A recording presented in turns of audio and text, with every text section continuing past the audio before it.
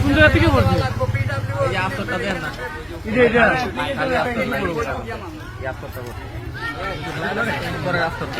এত বড় ট্যাঙ্কিটা যদি পরে কিতা মনে করো?